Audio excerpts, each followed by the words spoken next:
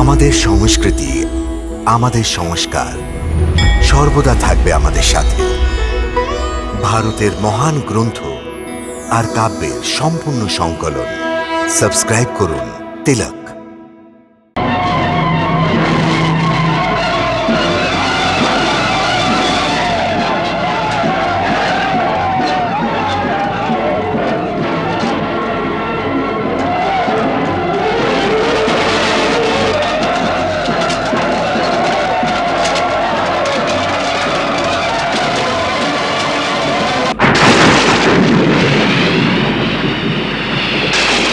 রণভূমিতে দাঁড়িয়ে রাবণ যুদ্ধের আহ্বান জানাচ্ছে।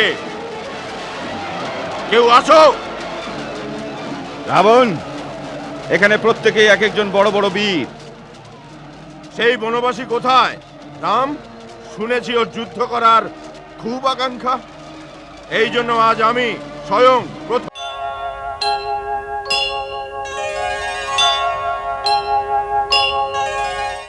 यशस्वी भव।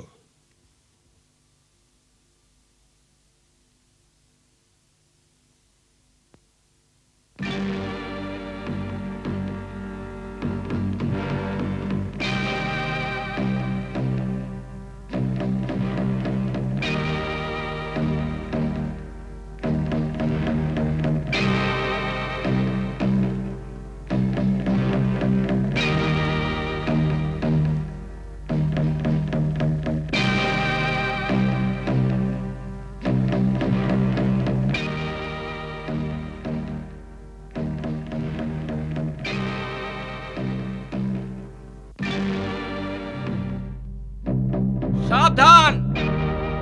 কে তুমি? রাজদূত। কার রাজদূত? আমি প্রভু শ্রী রামের দূত। আসার উদ্দেশ্য কি? লঙ্কার রাজা রাবণকে আমার প্রভু শ্রী রামের সংবাদ দিতে। ওখানেই দাঁড়িয়ে থাকো, সেনাপতি অনুমতি দিলে তবেই আসতে পারবে। আমি অনুমতির জন্য অপেক্ষা করব। কে এসেছে? শত্রুর দূত এসেছে। শত্রুর দূত এসেছে, সেনানায়ককে বলে দাও। শত্রুর দূত এসেছে, সেনানায়ককে বলে দাও। শত্রুর দূত এসেছে, সেনানায়ককে বলে দাও। শত্রুর দূত এসেছে, সেনানায়ককে বলে দাও।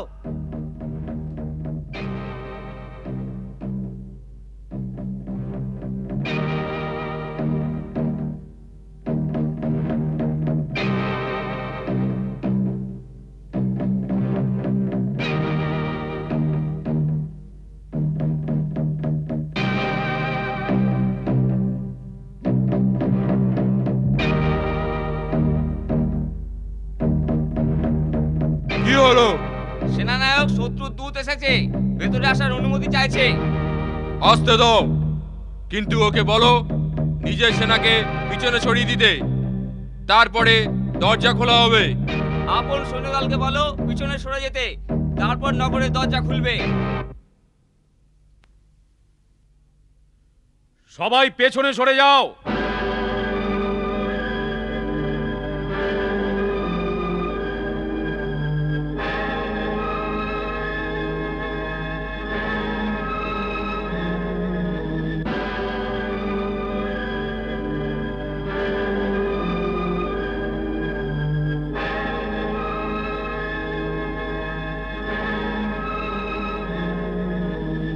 সেনারা দূরে চলে গেছে। দরজা খুলে দাও।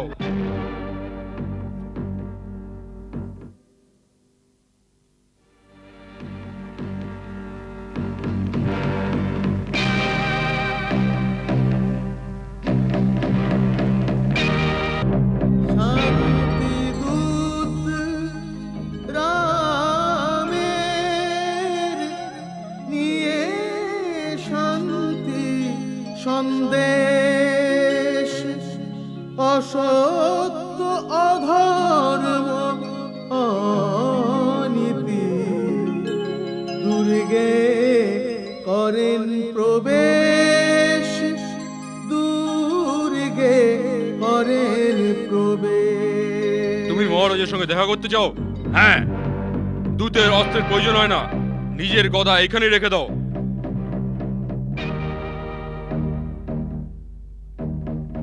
জয় শ্রীরাম।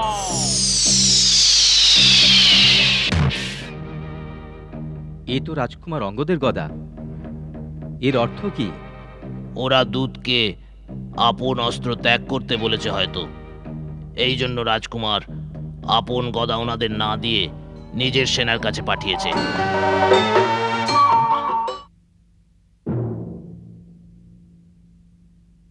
লঙ্কেশ্বরের জয় হোক। কি হয়েছে? মহারাজ, শত্রুর এক দূত এসেছে। ও বলছে যে ও এমন এক প্রস্তাব এনেছে যাতে যুদ্ধ করার প্রয়োজন হবে না, আর লঙ্কায় শান্তিও বজায় থাকবে। শান্তির প্রস্তাব নিয়ে এসেছে? বা রাম, যুদ্ধের আগেই শান্তিদূত পাঠিয়ে দিয়েছো? এখনো তো তুমি আমার চন্দ্রহাসের চমক দেখনি, আগেই ভয় পেয়ে গেছো।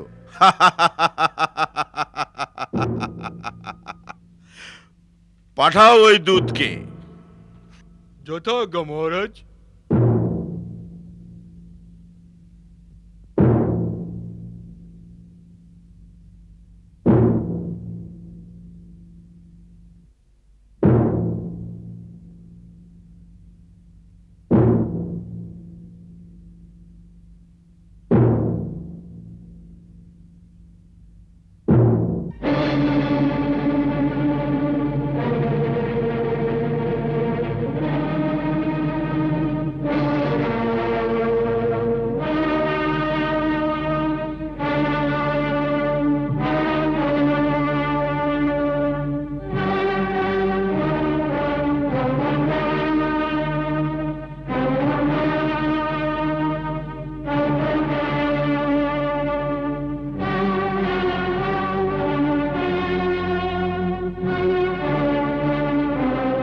বানর, কে তুমি?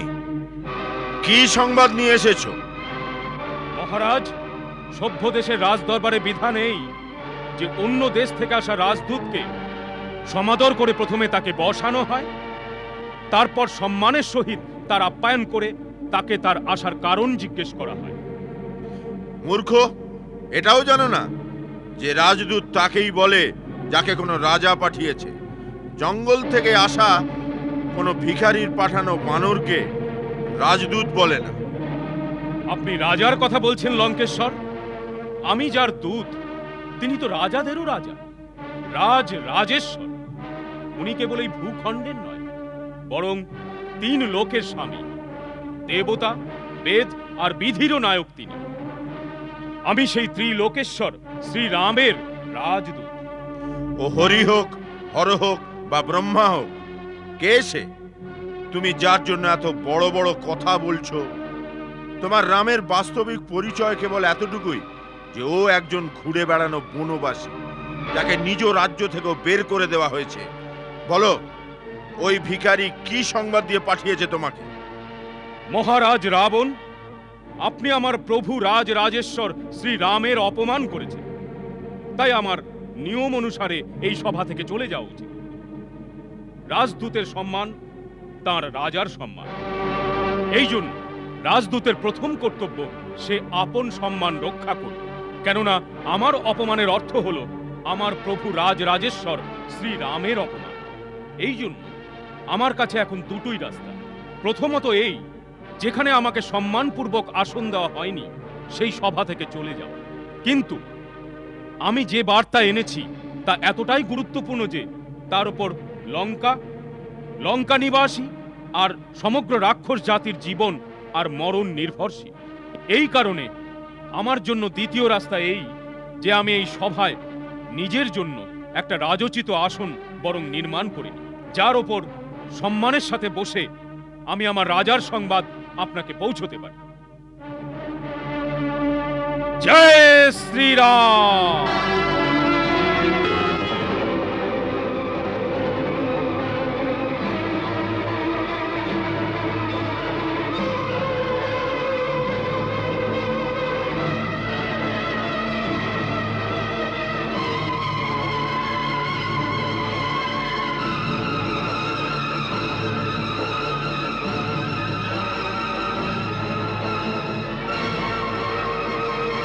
জয় শ্রীরাম।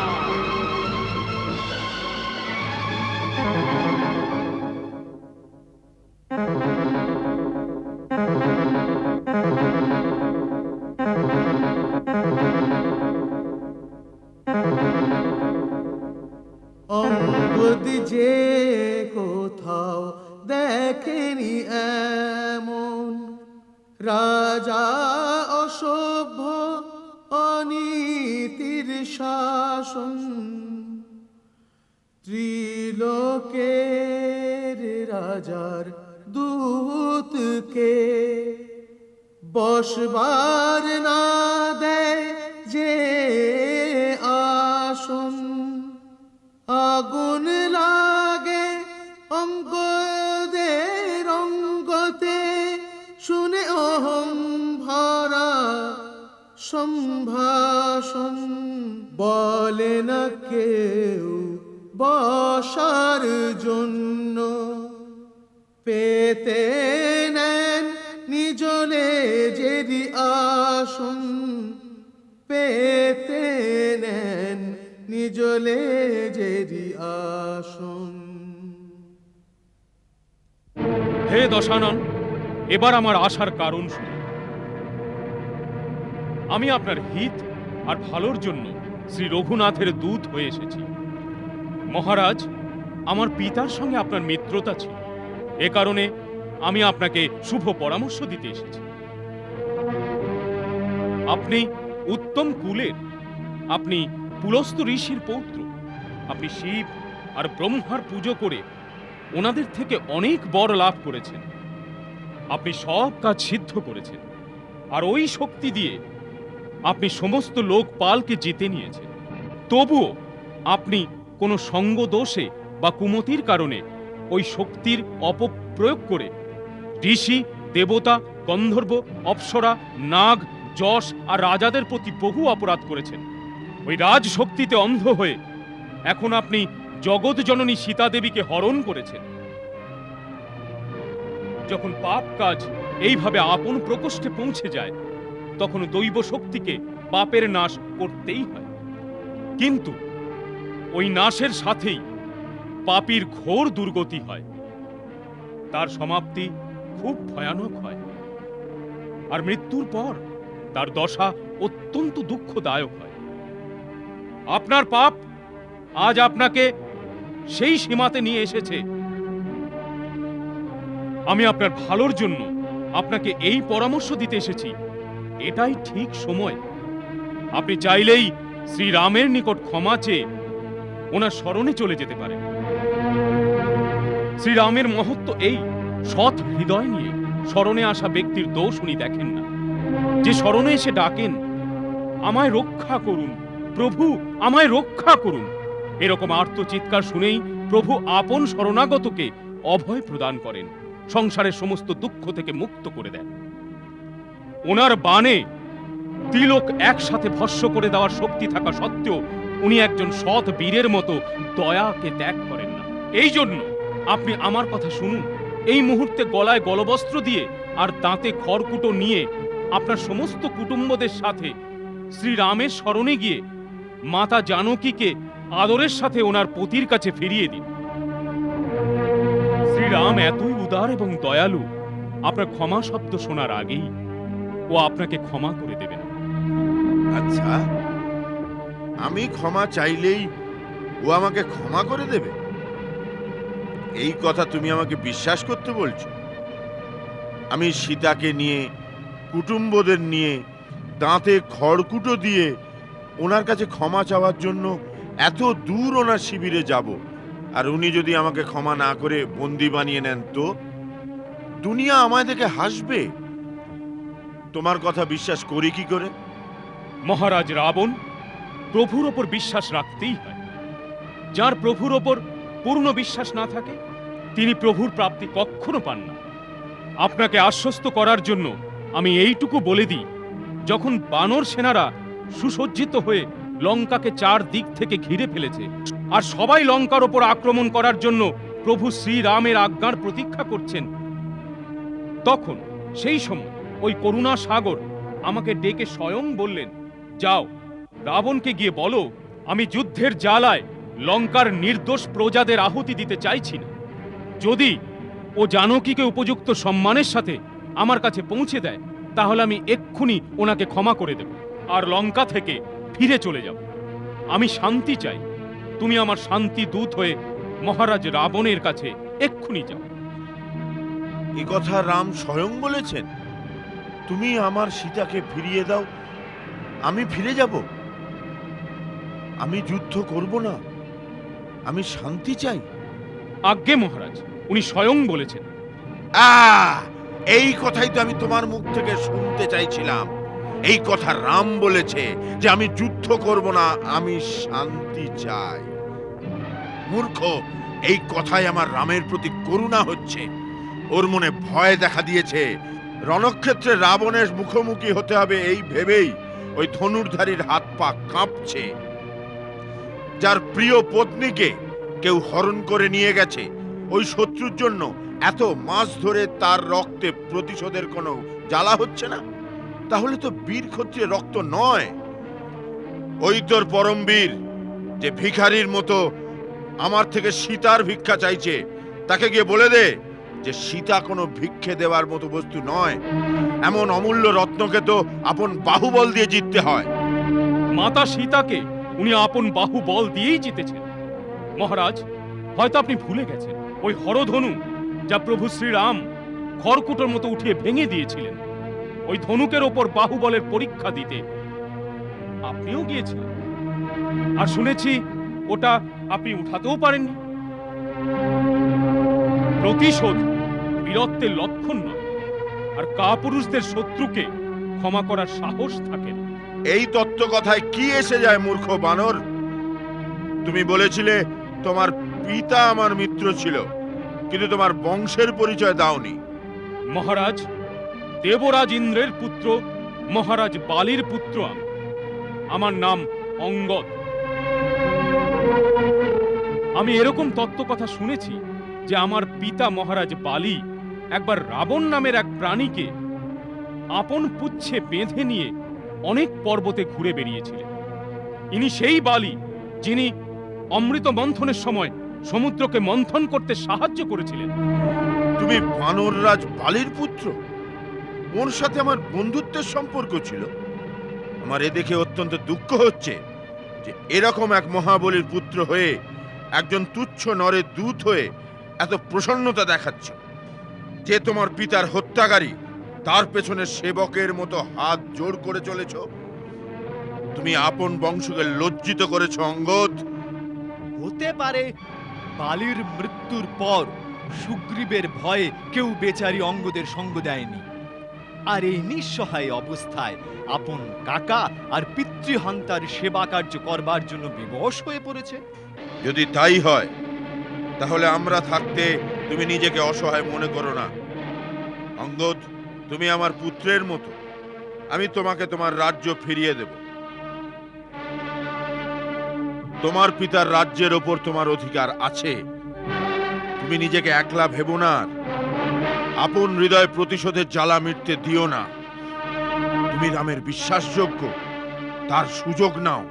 একা একা চুপি চুপি ওকে বধ করে পিতার মৃত্যুর বদলা নাও। এটাই হচ্ছে বীর পুত্রের কর্তব্য।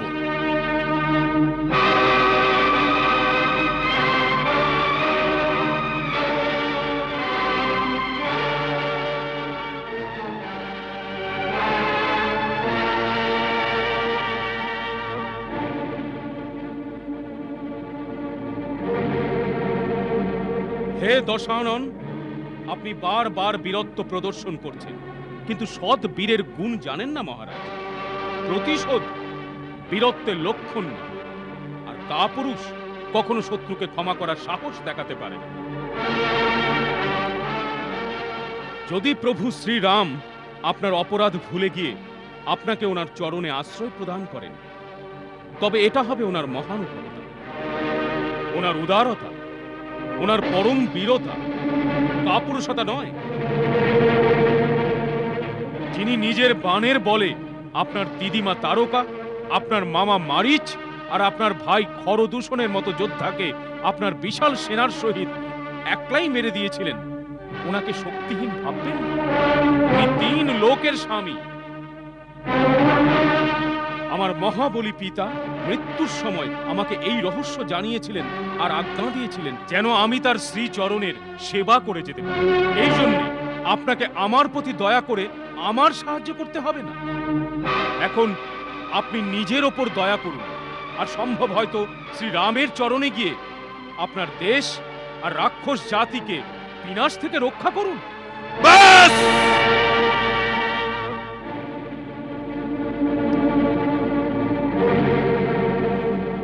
অনেক শুনেছি তোর প্রলাপ। নির্বোধ, তুই রাবণের শক্তিকে চিনতে পারিসনি। আমার হাত খড়গের দিকে যখন যায় তখন আকাশে দেবতারাও ভয় কাঁপতে থাকে।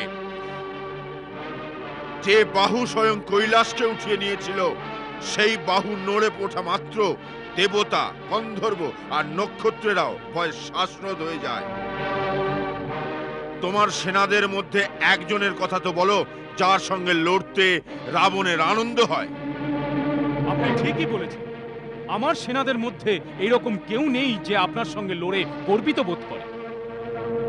প্রীতিতে বলে যে প্রীতি আর শত্রুতা সমান শক্তিধারীর সঙ্গে হওয়া উচিত। আপনার মতো পাপী, কামুক, স্ত্রী লোলুপ, যে লুকিয়ে চুরিয়ে পরের স্ত্রীকে হরণ করে, এরকম খারাপ লোকের সাথে যুদ্ধ করে কার শোভা বাড়বে? সাবধান অঙ্গদ!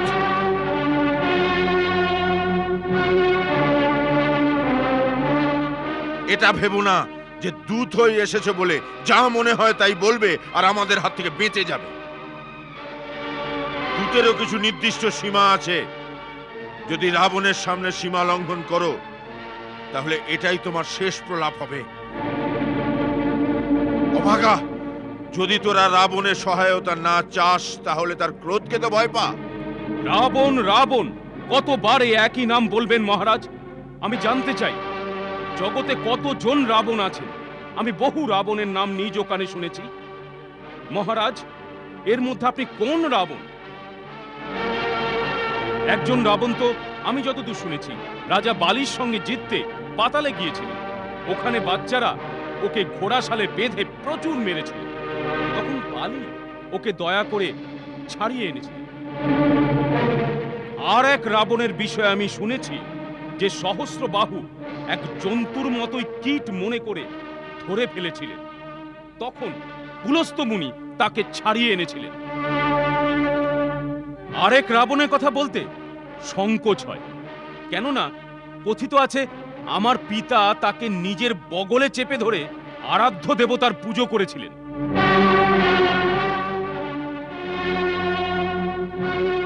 এই সমস্ত বীরেদের মধ্যে আপনি কোন রাবণ মহারাজ? মূর্খ! আমি সেই বলবান রাবণ, যার বাহুর লীলা কৈলাস পর্বত জানি। আমার শৌর্য বীর্যকে উমাপতি মহাদেব স্বীকার করেছেন। যে দেবতার পায়ে মাথা ঠেকিয়ে ফুল দিয়ে আমি রোজ পুজো করি, আমার বাহুর পরাক্রম সেই দিকপালও জানে। আমার ছাতির কঠোরতার কথা 10 দিকের হাতিরাও জানে। এই দিগ্বিজয়ীদের দাঁত এই বুকে ধাক্কা খেতে খেতে ভেঙে গেছে। আমি সেই জগৎ প্রসিদ্ধ প্রভাবশালী রাবণ, যার চলার ফলে পৃথিবী এমন ভাবে নড়ে ওঠে যেন নৌকায় কোনো হাতি চড়েছে। সেই রাবণের সামনে তুই মনুষ্য রামের কথা বলছিস? শট! বানরদের সহায়তায় সমুদ্রের ওপর একটা সেতু বেঁধেছে, এই ওর ক্ষমতা? সমুদ্র তো পাখিরাও পার করে যায়, তার ফলে তারা শক্তিশালী হয়ে যায় না? যদি তোর প্রভু এরকমই যোদ্ধা, তো তাহলে দূত কেন পাঠিয়েছে? শত্রুর সাথে সন্ধি করতে ও লজ্জা করে না? মহারাজ, লজ্জার খামতি তো আপনারও আছে। যদি তা না থাকতো তাহলে আপনি বারবার নিজের গুণকীর্তন গাইতেন না। হে লঙ্কেশ, রাম ভয় পেয়ে আমাকে দূত বানিয়ে সন্ধি করতে পাঠাননি। শ্রী রঘুবীর এই ভেবে পাঠিয়েছেন শ্রীগালকে মারলে বাঘের কখনো শোভা বাড়ে না। এই জন্য উনি আপনার ওপর দয়া করতে চান, কিন্তু আপনি দয়ারও যোগ্য নন। এবার শ্রীরামের শেষ সতর্কবার্তা আপনাকে শোনাচ্ছি। উনি বলেছেন যে উনি আপনাকে অপরাধের দণ্ড দিতে লঙ্কার দ্বারে এসে গেছেন।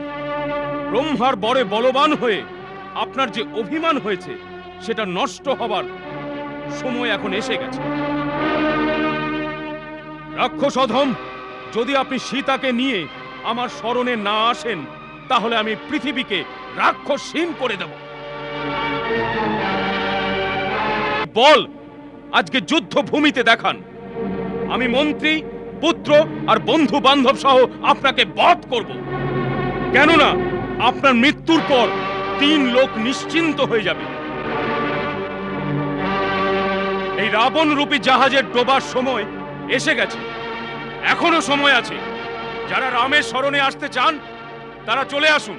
বানর!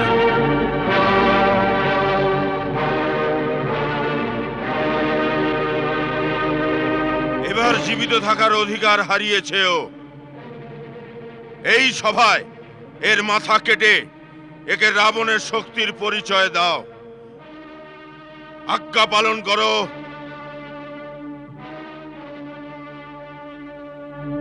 দাঁড়াও। মহারাজ, এই বেচারারা আপনার শক্তি আমাকে কি দেখাবে? আমি আপনাকে আমার শক্তি দেখাচ্ছি। জয় শ্রীরাম! জয় শ্রীরাম!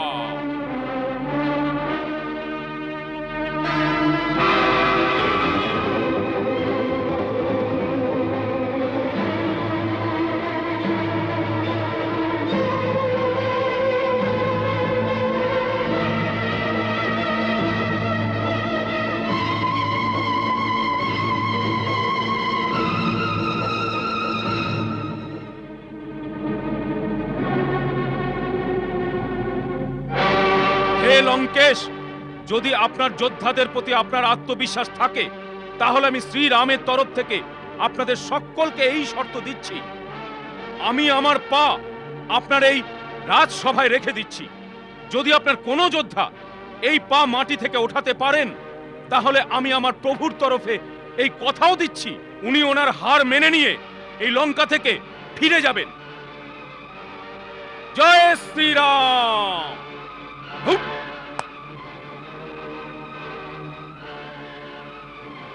বোঝে প্রতাপ রাম কপিপদে, সভা মাঝে পণ করে পদ রাখে। যে মম চরণ সজরে টেনে সরাবে, তবেই রাম সীতা মোরে হারাবে।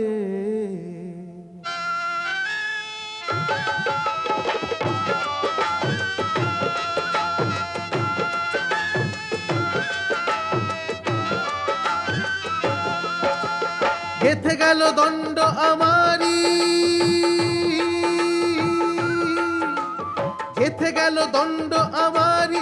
হিম্মত থাকে তো একে ওঠাও, অঙ্গদ সভা মাঝে গাও, বলো রামচন্দ্রের জয়। অঙ্গদ সভা মাঝে গাও, বলো রামচন্দ্রের জয়। পা ধরে এই বানরকে মাটিতে আছাড় মারো।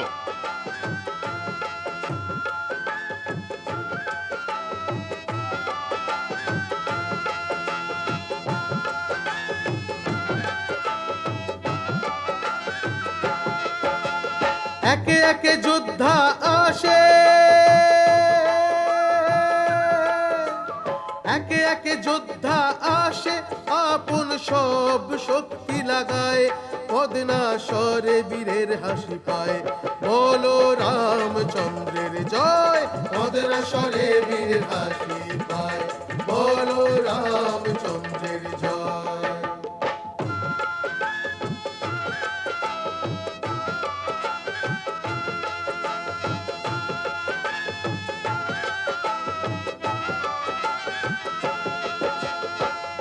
ইন্দ্রজিতের মতো বলবান চমকে ওঠে না তেরে সরাতে।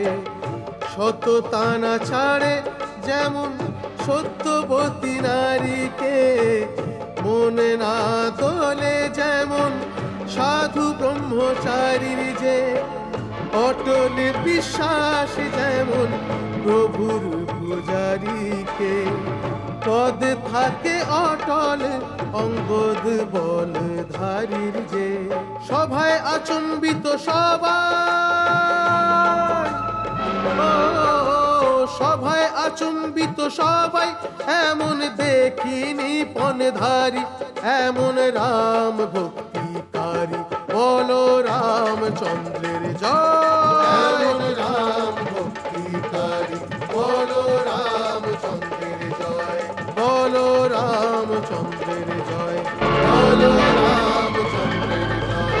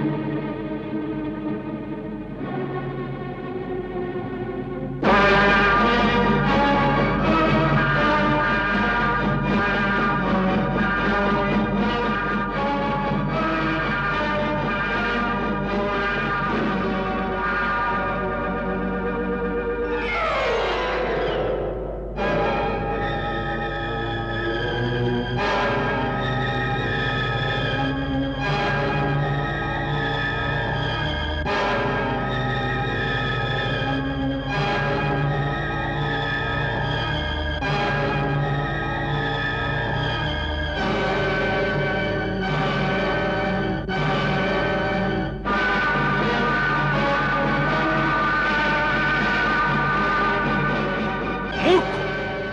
চরণ স্পর্শ করতে হলে গিয়ে শ্রী রামের চরণ স্পর্শ কর, যার চরণে মুক্তির স্বাদ মেলে। আমার পা কেন করছিস? আমার শর্ত আপনার যোদ্ধাদের প্রতি ছিল, আপনার প্রতি নয়। আপনাকে আমি আবারও এই কথাই বলবো, শ্রী রামের শরণে আশ্রয় নিন, তাহলেই আপনার কল্যাণ হবে। আমি কাল সূর্যোদয় পর্যন্ত সময় দিচ্ছি, তারপরেই আমরা লঙ্কা আক্রমণ করব।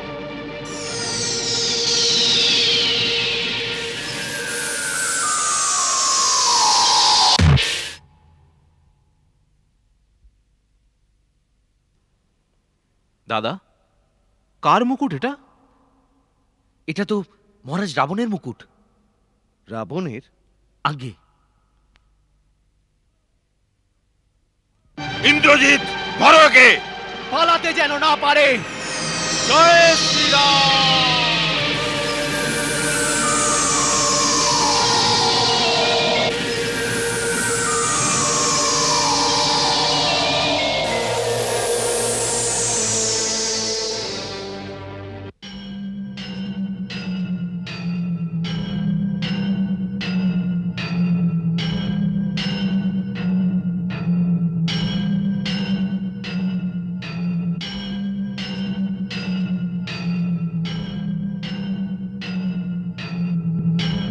বৎস, একটু ভাবো, সন্ধির প্রস্তাব শত্রুর পক্ষ থেকে এসেছে। সন্ধির শর্ত বিচার করছেন না আপনি? সসম্মানে সীতাকে ফিরিয়ে দেব? তাতে ক্ষতির কি আছে পুত্র আমার? ক্ষতি, ক্ষতি, ক্ষতি। আকাশে উত্থিত রাবণের নিশান ধরিত্রীর ধুলোয় মিশে যাবে। ত্রিভুবন আমার নামে চিঠি করে বলবে, ত্রিভুবন বিজয়ী রাবণ সেই থুতু চেটে নিয়েছে। খুব অহংকার নিয়ে সিংহ হয়ে সীতাকে হরণ করেছিল, আর শেয়ালের মতো ভীত হয়ে তাকে ফিরিয়ে দিয়েছে। এই প্রস্তাবকে মেনে নেওয়াই আমার পক্ষে পরাজয়। পুত্র, তুমি এই সত্য থেকে মুখ ফিরিয়ে বসে আছো যে সারা লোক রামের সাথে আছে। দেবতা, নাগ, গন্ধর্ব, ঋষিমুনি, এমনকি সেই ব্রহ্মা আর শিব শঙ্কর যার বরদানের জন্য তুমি অভিমান করছো, তারাও তোমার কাজকে অধর্ম মনে করে রামের বিজয় কামনা করছেন। তুমি দিগ্বিজয়ী, কিন্তু দিক দিগন্তেই তোমার হিত চাইবার মতো কেউ নেই লঙ্কেশ। বৎস, ভগবান ব্রহ্মা দেব আর দানব এই দুই পক্ষই বানিয়েছেন। দেবতাদের পক্ষ হলো ধর্ম আর দানবের পক্ষ হলো অধর্ম, কিন্তু শেষে বিজয় ধর্মেরই হয়। ওদিকে দেবতা আর ঋষিদের ধর্ম ওনাদের পক্ষকে বৃদ্ধি করছেন। যদি এই যুদ্ধ হয় তাহলে বিজয় ওনাদেরই হবে। এই তুচ্ছ মানব আর বানরদের জয় হবে? দাদা মশাই, আপনার এই মতিভ্রম হলো কি করে? যাদের তুচ্ছ বানর ভাবছ, ওদের মধ্যে কত দেবতার গুপ্ত অংশ রয়েছে এটা তুমি জানো না। ওনার সেনাদের মধ্যে যে তার জ্যোতির্মুখ ভগবান সূর্যের পুত্র, হেমকূট বরুণের পুত্র, নল বিশ্বকর্মার পুত্র, আর মহাপরাক্রমী দুর্ধর বসুর পুত্র, নীল অগ্নির পুত্র, রাজকুমার অঙ্গদ, যিনি আজকে রাজদরবারে এসেছিলেন, উনি দেবরাজ ইন্দ্রের নাতি। বৃক্ষরাজ জাম্বুয়ান, যাকে আপনি বৃদ্ধ মনে করছেন, উনি ব্রহ্মার পুত্র। খুবই শান্ত দেখতে, কিন্তু ওনার আঘাত খুবই অসহনীয়। উনি দেব অসুর সংগ্রামে ইন্দ্রকে খুব সাহায্য করেছিলেন। অমৃত মন্থনের সময়ও উনি উপস্থিত ছিলেন। লঙ্কেশ, এদের মধ্যে প্রত্যেকে একাই লঙ্কার বিনাশ করতে পারে।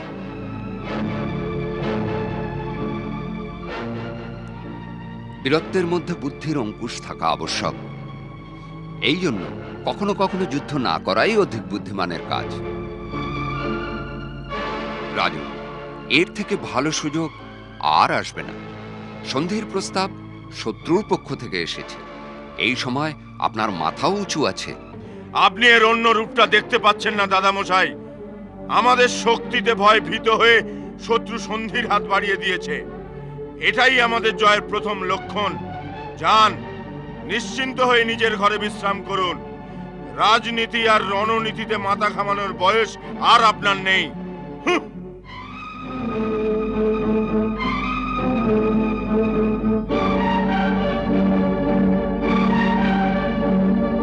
अच्छा, वो तबीयत आप वाली ऐसी।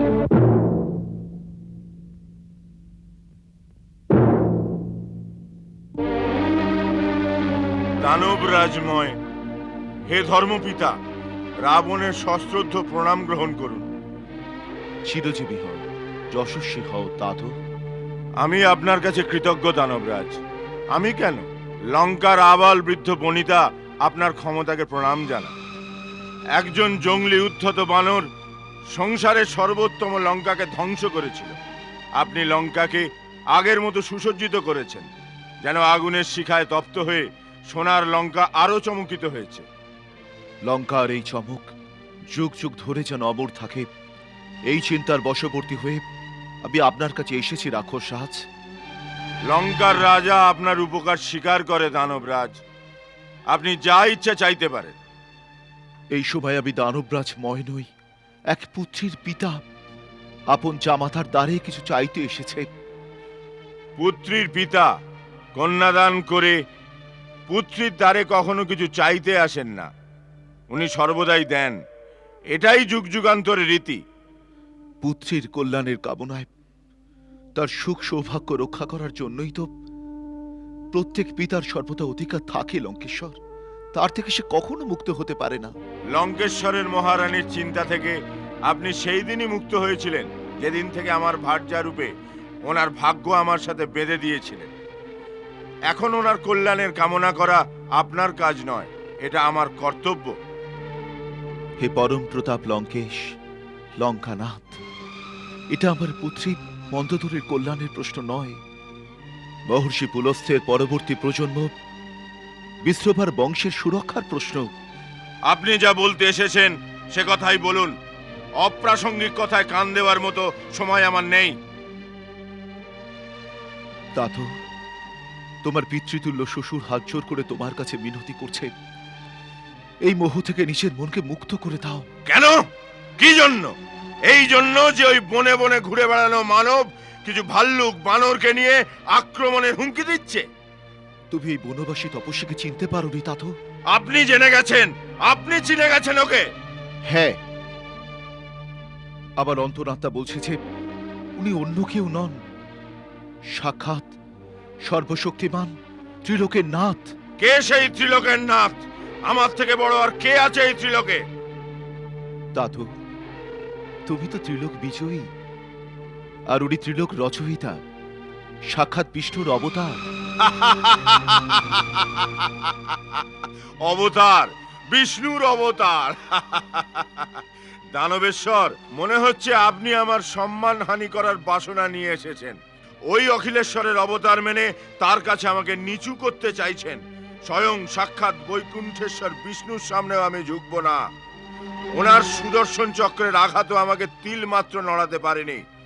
তার অবতার আমার কাছে কিচ্ছু না। এটা ভুলবেন না দানবরাজ, লঙ্কেশ দশাননের মাথা কেটে যেতে পারে কিন্তু কখনো নিচু হবে না। আর দশাননের মাথা নিচু করতে পারে এমন কেউ পৃথিবীতে নেই।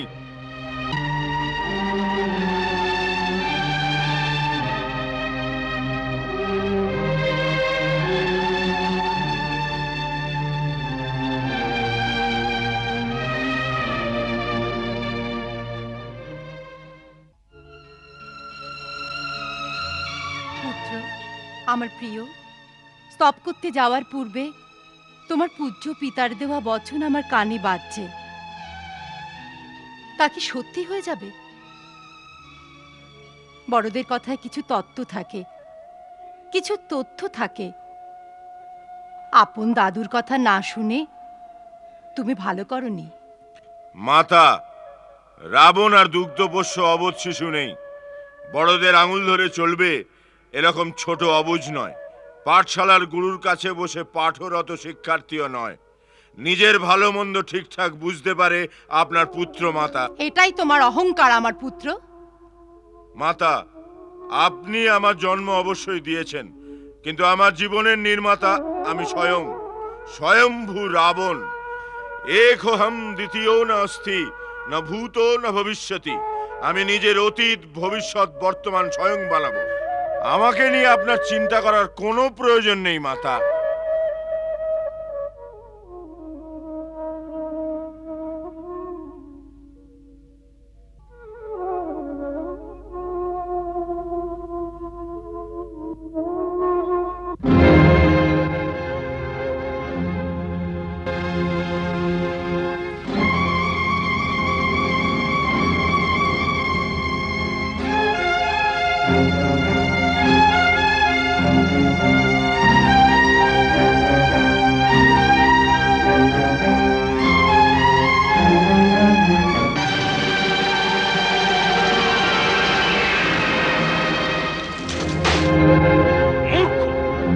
চরণ স্পর্শ করতে হলে গিয়ে শ্রী রামের চরণ স্পর্শ কর, যার চরণে মুক্তির স্বাদ মেলে।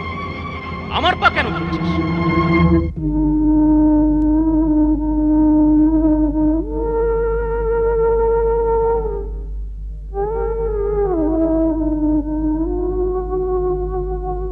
নাথ, সমস্ত গুরুজন আপনাকে বোঝাচ্ছেন। আপনার দামশাই, আপনার শ্বশুর, আপনার মাতা সবাই একই কথা বলছেন যে সীতাকে ফিরিয়ে দিয়ে রামের শরণে চলে যাব। যদি এই কথা তুমিও বলতে চাও তাহলে আমার উত্তর শুনে নাও। এটা হতে পারে না, হতে পারে না, কখনো হতে পারে না। রাবণ সীতাকে আপন রানী বানাবে, ফিরিয়ে দেবে না। কিন্তু সীতা সেটা মেনে নেবে তবেই না। মানতেই হবে। রাবণের ইচ্ছার বিরুদ্ধে যাওয়া দেবী দেবতাদের পক্ষেও সম্ভব নয়, তো বেচারি সীতাকে। মহাবলী, আপনি চরাচর দেব, মানব, দানব, যম, কুবের, দিকপাল, এমনকি সাক্ষাৎ কালকেও আপন বাহুবলে জিততে পারেন, কিন্তু একজন সতীসাধ্যী নারীর মনকে জিততে পারেন না। স্ত্রীর হৃদয় দয়া, মমতা আর স্নেহের অগাধ সাগর। স্ত্রীর প্রেম তো পদ্ম কুড়ির মতো কোমল, কিন্তু আপন সত্য ধর্ম পালনে তারা হিমালয়ের থেকে বেশি অবিচল থাকে। পর্বত তো ভূমিকম্পের ফলে কম্পিত হয়, কিন্তু স্ত্রীর হৃদয় বৃহদাকার প্রলোভন আর ভীষণ, অতি ভীষণ ভয়ের ফলেও ধর্ম থেকে কণা মাত্র বিচলিত হয় না। তাহলে রাবণও যা স্থির করে নেয় তাতে এক কণা কেন অনুমাত্র পিছিয়ে আসে না। সীতা হয় রাবণের বনবাসে থাকবে, নয়তো এখানেই তার চিতা জ্বলবে। প্রাণনাথ, এটা অহংকার করার সময় নয়। অঙ্গদ কেবল এক রাতের সময় দিয়ে গেছে। এটা শেষ সিদ্ধান্ত নেওয়ার রাত। যদি এই রাত্রি সন্ধি ছাড়াই কেটে যায়, তাহলে লঙ্কা কেবল ইতিহাসের পাতায় লেখা রয়ে যাবে।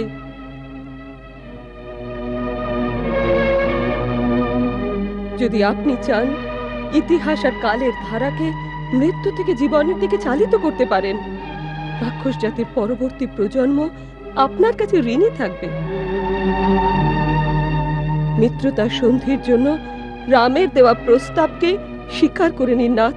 মহারানী মন্দোদরী, ওইসব বুড়ো কাপুরুষরা মিলে তোমার মতিভ্রম ঘটিয়েছে। ওনাদের কথায় ভয় ভীত হয়ে ভাবাবেগে ভেসে তুমি কি বলছো তো জানো না। তুমি একজন তুচ্ছ মানবের চরণে মাথা নত করে আমাকে ক্ষমা চাইতে বলছো। রাবণকে, সেই রাবণকে যে 3 লোকের বিজেতা, সেই রাবণকে যার কাছে ধরিত্রী তো বটেই, শিব সমেত কৈলাস পর্বতকে খেলনার মতো ওঠানোর শক্তি আছে, সেই রাবণকে যে দরবারে নবগ্রহকে নিজের সামনে দাঁড় করিয়ে রাখে, সেই রাবণকে এক তুচ্ছ মানবের সামনে মাথা নত করতে বলছো। না, আমি সেই রাবণকে বলছি যে সেই রেখাকে পার করতে পারেনি, যা ওই তুচ্ছ বনবাসীর ছোট ভাই আপন ধনুক দিয়ে ধরিত্রীর ওপর অঙ্কন করেছিল। হ্যাঁ, আমি সেই রাবণকে বলছি যে এত অহংকার ভালো নয়। মন্দোদরী! হ্যাঁ স্বামী, যদি এই সময় আমি আপনার চোখের ওপর বাঁধা অহংকারের পর্দা খুলে না দিয়ে আপনাকে বাস্তব সত্যের দর্শন না করাই, তাহলে আমি আপন কর্তব্য পালন থেকে বঞ্চিত রয়ে যাব। কেননা প্রত্যেক পত্নীর এটাই ধর্ম যে কুপথে যাওয়া পতিকে সত্যের পথে নিয়ে আসা। যেরকম প্রত্যেক ভালো বন্ধুর কর্তব্য যে সে আপন মিত্রের থেকে তিরস্কার শুনেও তাকে কুপথ থেকে বাঁচিয়ে নিয়ে যায়, এই রকমই পত্নীর ধর্ম। পত্নীর থেকে বড় মিত্র আর কেউ হয় না নাথ। আমি মিত্র ভেবেই তোমার কাছে এসেছিলাম, যে আমার ক্লান্ত মন একটু শান্তি পাবে, কিন্তু তুমিও আমায় উপদেশ দিচ্ছ। আমি অপারক স্বামী। আমার এক পত্নীর রূপ যেমন আছে, তেমনি আমার এক মার রূপও আছে।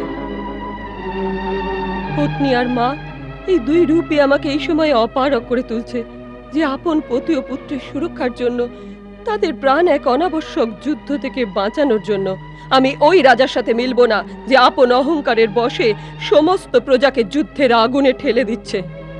মহারানী মন্দোদরী, যাকে তুমি অহংকার বলে ভাবছো সেটা আসলে আত্মসম্মান।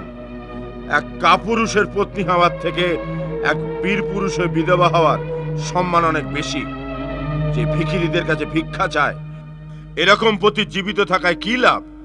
তুমি তাকে কখনো সম্মান করতে পারবে না। প্রাণনাথ, আপনি এটা কেন বুঝতে পারছেন না যে যাকে আপনি বারবার বনবাসী আর ভিখারি বলছেন, উনি স্বয়ং জগন্নাথ। উনি কোনো সাধারণ মানুষ নন, সর্বশক্তিমান সাক্ষাৎ বিষ্ণু। বিষ্ণু! বিষ্ণু, জগন্নাথ বিষ্ণু। সবাই এই ভ্রমে ভুলে অলিক কল্পনায় মশগুল হয়ে আছে। না নাথ, এটা ভ্রম নয়, সত্য।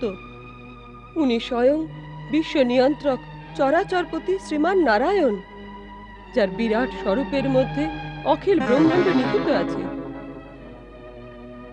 ব্রহ্মলোক যার শির, পাতাল যার চরণ, সূর্য চন্দ্র যার আঁখি, মেঘমণ্ডল যার কালো কেশ, ভয়ঙ্কর কাল যার ভ্রুকুটি সঞ্চালনে গতিশীল হয়, বেদ যার বাণী, শিব যার অহংকার, ব্রহ্মা যার বুদ্ধি, উৎপত্তি, পালন তথা প্রলয় যার কর্ম, সেই চরাচরপতি রাম নাম ধারণ করে মানব রূপ নিয়েছেন।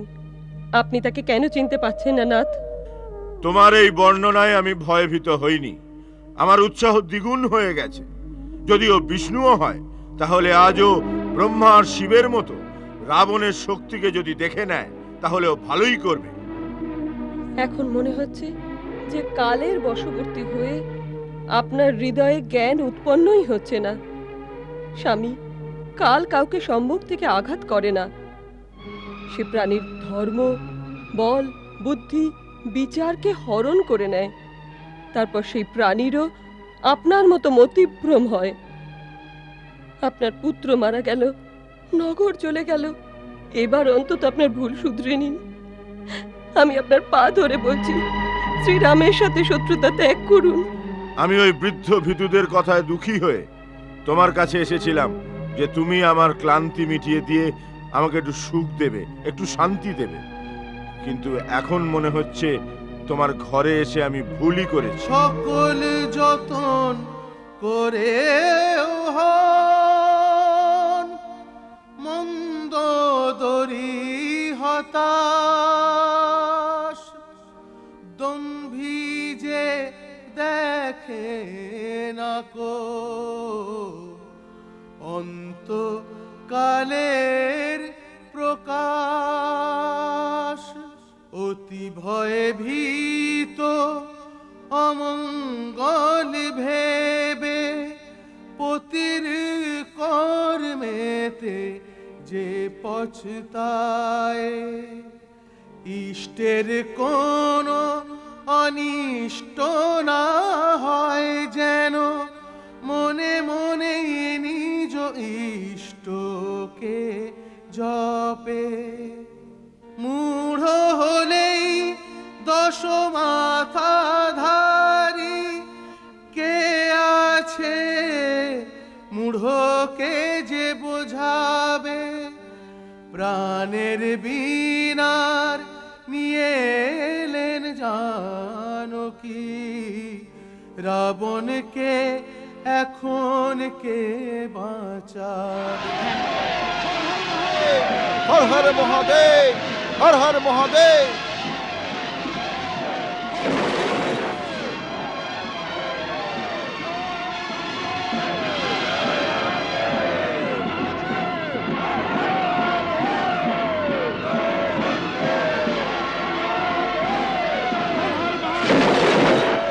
মারো ওই রাক্ষসদের।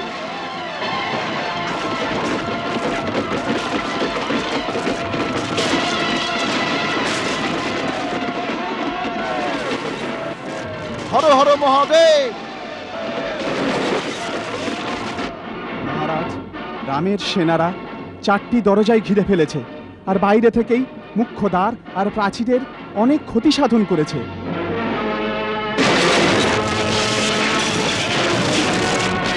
হর হর মহাদেব, হর হর মহাদেব। যুবরাজ ইন্দ্রজিৎ কি ভাবছে? ওনার ভাবনাই আমাদের নিজেদের দ্বার খুলে শীঘ্রই শত্রুর ওপর আক্রমণ করে দেওয়া উচিত। ঠিক আছে, সবার প্রথমে পশ্চিম দ্বার খুলে শত্রুর ওপর আক্রমণ করো। যখন শত্রুরা নিজেদের বাঁচানোর জন্য পিছু হটবে, তখন পূর্ব দ্বার খুলে প্রহস্ত শত্রুর ওপর ঝাঁপিয়ে পড়বে। মহারাজ, যুবরাজ ইন্দ্রজিতেরও এই পরিকল্পনা। যাও, আচমকা আক্রমণ করো।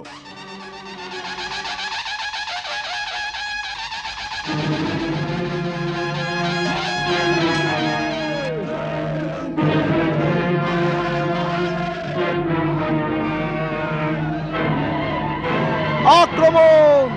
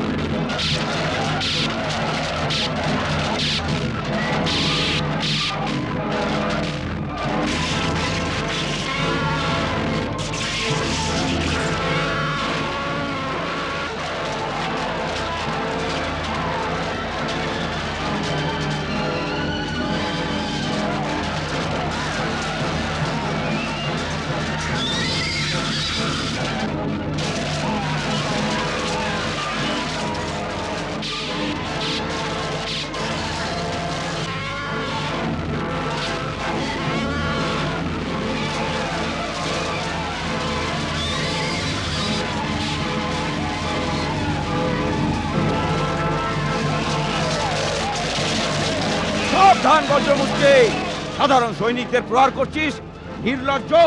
এই বীরের সামনে আয়, যার গদার প্রহারে বজ্র চূর্ণ চূর্ণ হয়ে ধুলায় পরিণত হয়। স্বয়ং মহারাজ সুগ্রীব, ভালো হলো আপনি এসেছেন। প্রথম দিনই এক মহারথী হাতে এসেছে। সুগ্রীব, বজ্রমুষ্টির প্রহারে এই মস্তক আর কাঁধে থাকবে না। দুর্জন, নিচে আয়। সুগ্রীব, আমায় চিনিস না। বক বক করে সময় নষ্ট করিস না, যুদ্ধ কর, যুদ্ধ। বজ্রমুষ্টির মুষ্টির প্রহারকে ইন্দ্রের বজ্র সহ্য করতে পারে না। সামলা দেখি সুগ্রীবের গদার প্রহার।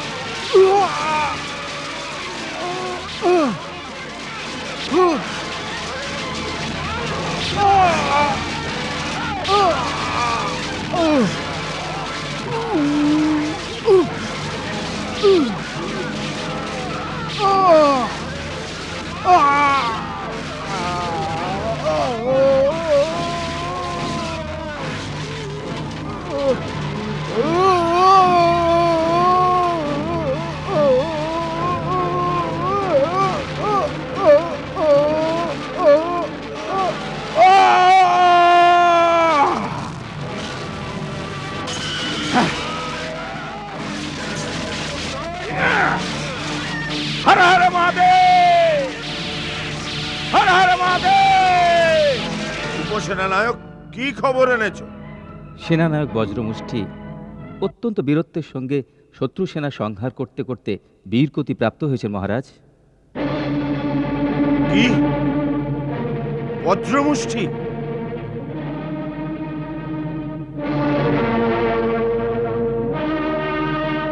প্রভু, এই বজ্রমুষ্টি লঙ্কার সুরক্ষার এক বজ্র ছিল, যা আজকে মহারাজ শুক্রে ভেঙে দিয়েছেন। একজন বজ্র কি, বড় বড় বীররা পরাস্ত হবে লঙ্কার। লক্ষণ, এটা তো একটা ছোট নক্ষত্রের পতন হল। এখনো বড় বড় ধূমকেতু পড়ে রয়েছে লঙ্কার আকাশে। দাদা, সময় আসতে দিন। আপনার শ্রীচরণের প্রতাপে লঙ্কার আকাশে কেবল রঘুবংশের সূর্যই চমকাবে, আর এই সমস্ত ধূমকেতু তার প্রভাবে বিলীন হয়ে যাবে।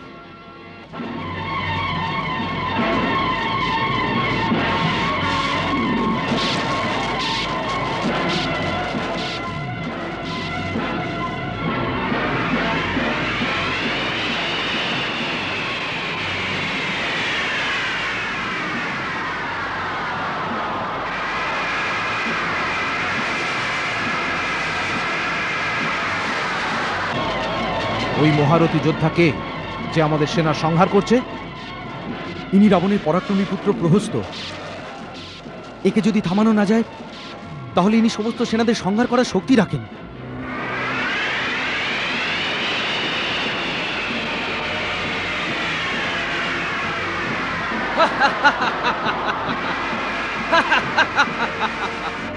পুরুষরা কোথায় পালাচ্ছ? এই শক্তির জোরে লড়তে এসেছো ভীরু?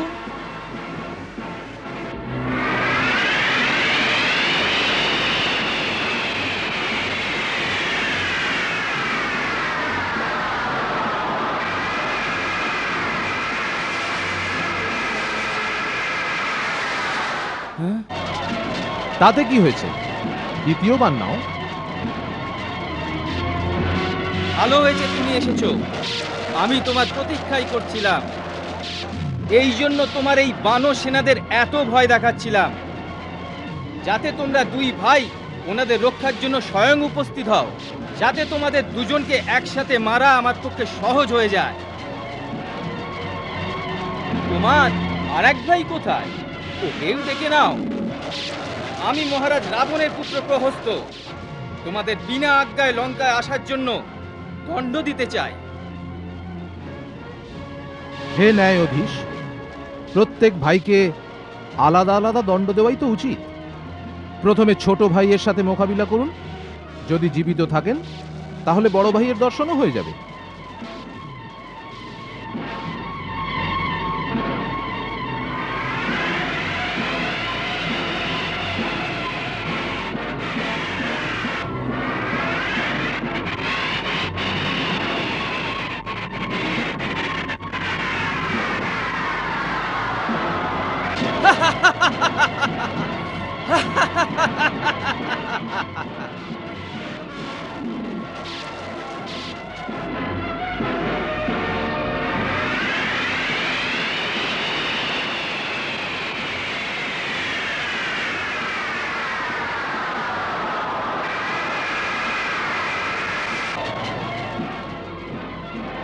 হর হর মহাদেব।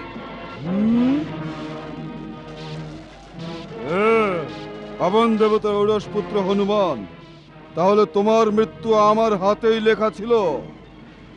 না, ভুল হচ্ছে তোমার সেনানায়ক দুর্মুখ। আমার মৃত্যু তোমার হাতে নয়, বরং তোমার কপালে আজকে মৃত্যু লেখা আছে। আপন রেখা পড়ার কোনো ভুল হয়েছে তোমার।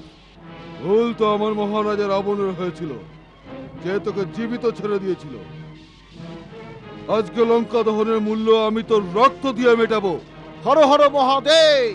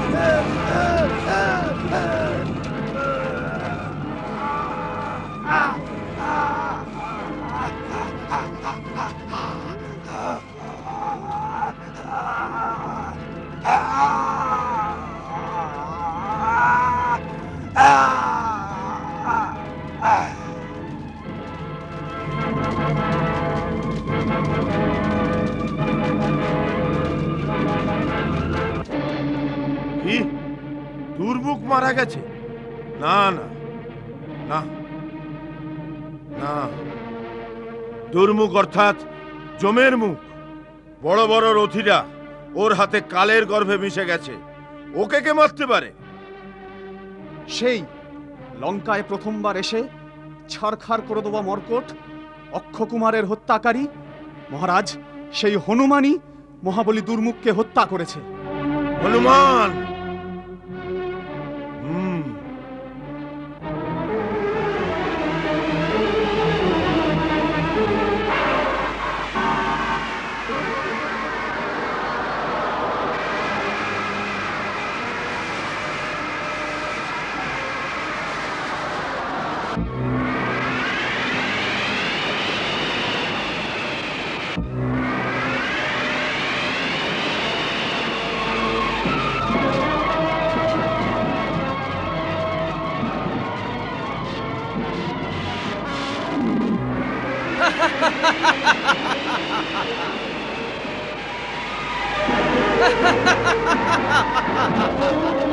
মূর্খ, নিরপরাধ বানরদের হত্যা করছো। তুমি জীবিত থাকার যোগ্য নও।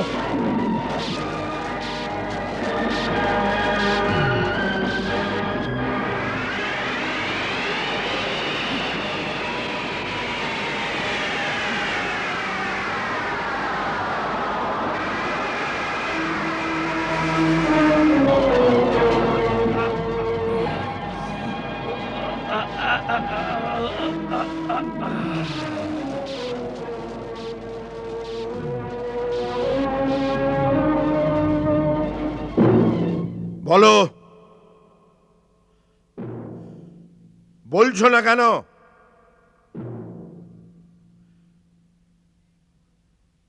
কি খবর এনেছো?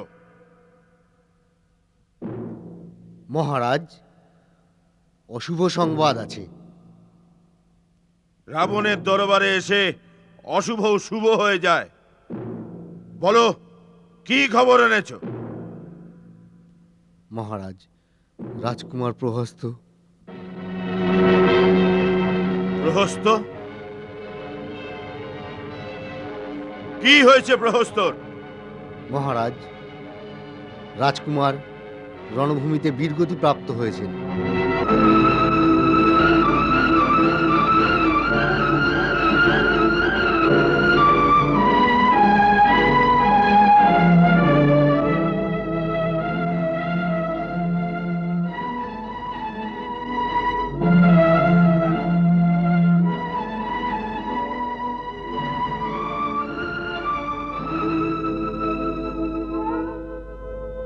প্রহস্ত?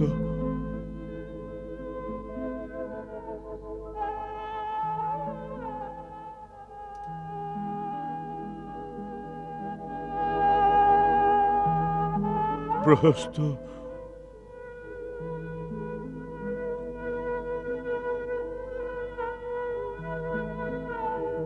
লঙ্কার একটা স্তম্ভ চলে গেল ইন্দ্রজিৎ, চলে গেল।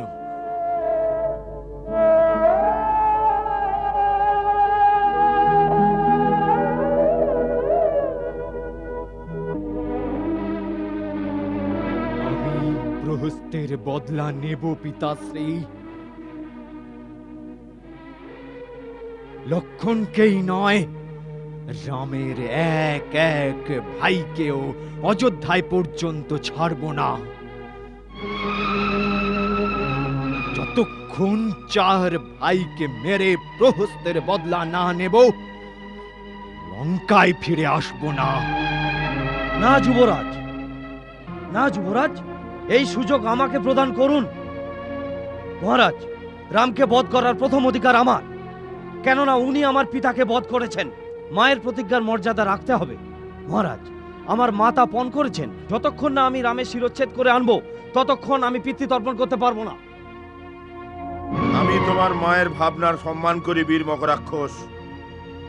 উনি যা বলেছেন তুমি তাই করো, কিন্তু আজই করো, না হলে আমি স্বয়ং রণভূমিতে যাওয়ার কথা ভাবছি। আমি এই যুদ্ধকে দীর্ঘ করতে চাই না।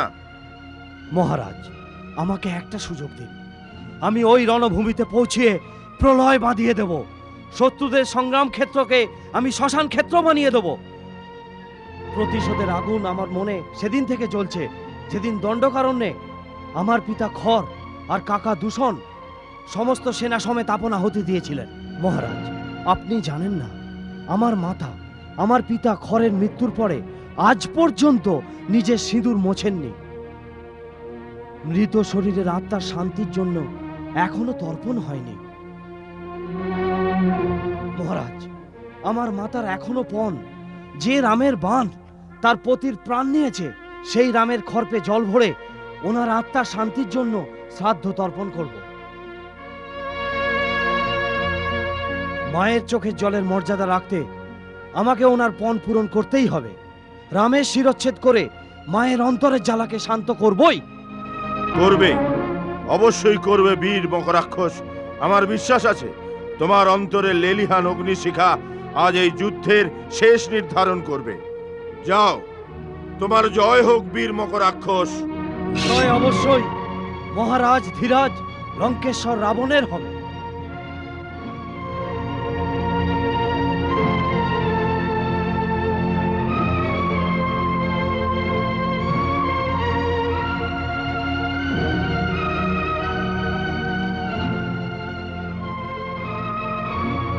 প্রহস্তের মতো পরাক্রমীকে নিহত করে আমার বীর ভাই লক্ষণ শত্রুর পরাজয়ের দ্বার খুলে দিয়েছে, এতে কোনোই সন্দেহ নেই।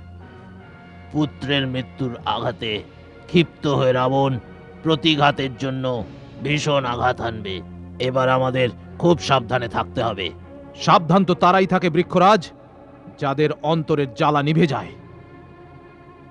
আমার ভেতর জ্বালামুখী জ্বলছে, জ্বালামুখী। আমি রাবণ আর মেঘনাদের আসার প্রতীক্ষা করছি।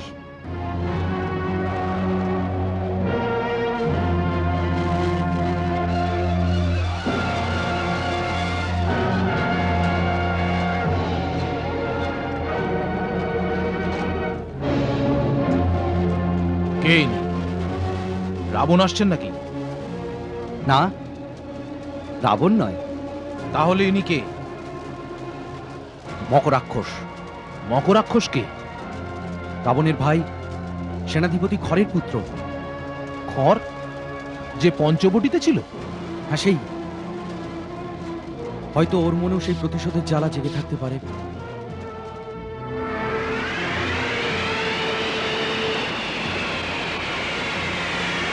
আরে, এ তো সবকিছু ভেদ করে চলে আসছে। কিন্তু অঙ্গদ ওকে আটকে দিয়েছে। ও পরম যোদ্ধা লক্ষণ, একলা অঙ্গদের অসাধ্য।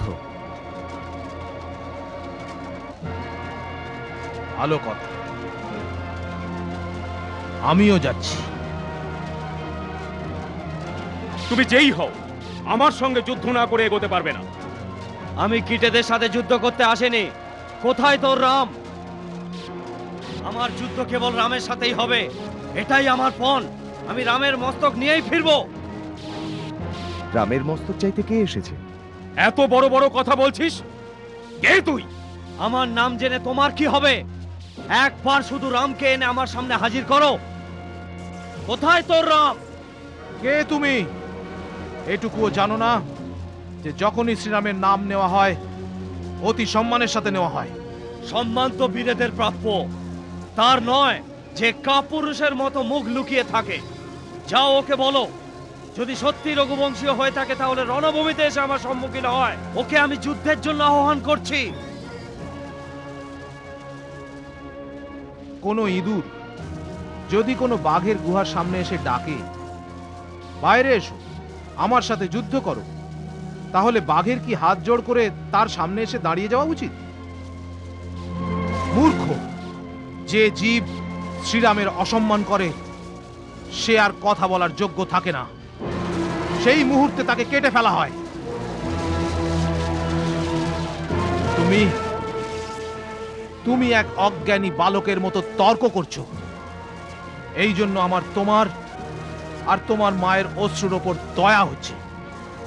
আমার মা? আমার মা এক রাক্ষস মাতা, তোমাদের স্ত্রীদের মতো কান্নাকাটি করতে জানে না। সেই মা আমাকে আদেশ দিয়েছেন, যাও গিয়ে ওই রামের মস্তক কেটে আমার সামনে নিয়ে এসো। এখন কি হবে? কেননা আমরা থাকতে শ্রীরামের কাছে পৌঁছানো অসম্ভব। হ্যাঁ, যদি তুমি তোমার মাকে প্রসন্ন করতে চাও তাহলে শ্রীরামের মুখের একটি চিত্র নিয়ে যাও, তার দর্শন মাত্রই উনি প্রসন্ন হয়ে যাবেন। হ্যাঁ, বাচ্চাদের যেমন চিত্রে চাঁদ মামা দেখানো হয় সেরকমই ওনাকে শ্রীরাম দেখিয়ে দিন। লক্ষণ, অঙ্গদ,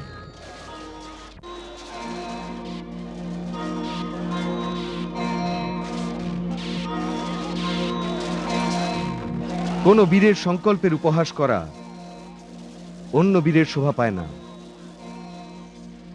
রাজকুমার অঙ্গদ, এই বীর আমাকে যুদ্ধের জন্য আহ্বান করেছে।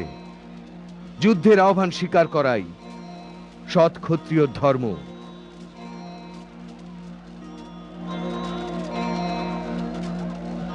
হে বীর যুবক, আমি তোমার এই আহ্বান স্বীকার করছি। তুমি আমার মস্তক চেয়েছো, কিন্তু তোমার পরিচয় দাওনি। কি অধিকারে আমি তোমাকে আমার মস্তক দেব? আমি রাক্ষস রাজ খরের পুত্র মকরাক্ষস। আমার অধিকার আমার মাতার সংকল্পে হয়েছে। আমার অধিকার তোমার হাতে আমার পিতার বদের কারণে হয়েছে। আমার শূরবীর পিতা জনপদ অধিনায়ক রাক্ষসরাজ খ পঞ্চবটিতে তোমার সাথে যুদ্ধ করতে গিয়ে বীরগতি প্রাপ্ত হয়েছেন। ওনার পুত্র হবার অধিকারে এই ঘটনার প্রতিশোধ নেবার জন্য আমি যুদ্ধের জন্য আহ্বান করছি। আমার মাতার এই সংকল্প, যে রামের বাণে আমার পতির মস্তক বিচ্ছেদ হয়েছে, সেই রামের খর্পে জল ভরে তাই দিয়ে আমি আমার পিতা শ্রাদ্ধ তর্পণ করব। আমার মাতার এই সংকল্পই তোমার সাথে যুদ্ধ করে তোমার মস্তক কাটবার অধিকার দিয়েছে। অবশ্যই আমি তোমার এই অধিকারকে স্বীকার করছি। আমি তোমাকে সাহসী বলেও মানছি যে আপন মস্তক বিপদে ফেলে পিতার শত্রুর মস্তক নেওয়ার জন্য রণভূমিতে এসে গেছো। কার মস্তক সংকটে রয়েছে তা এক্ষুনি নির্ধারণ হয়ে যাবে। যুদ্ধ কেবল আমার আর তোমার মধ্যে হবে, কোনো অন্য মহারথী মাঝখানে আসবে না। বলো, আমার আহ্বান স্বীকার করছো? তোমার সব ইচ্ছে পূর্ণ হবে বীরসুর। আরো শোনো, আমি তোমায় কথা দিচ্ছি, যদি তোমার হাতে আমার পরলোক প্রাপ্তি হয়, তাহলে আমার এই মাথার উপর তোমারই অধিকার থাকবে। মরণের পরে আমি এই মস্তক তোমাকে দান করলাম। বিভীষণ, সুগ্রীব, অঙ্গদ, আপনারা সবাই আমার এই কথার সাক্ষী। লক্ষণ, আমার এই কথা রক্ষা করা তোমার ধর্ম হবে। রঘুবংশীয়দের বচনের মূল্য তুমি ভালোভাবেই জানো।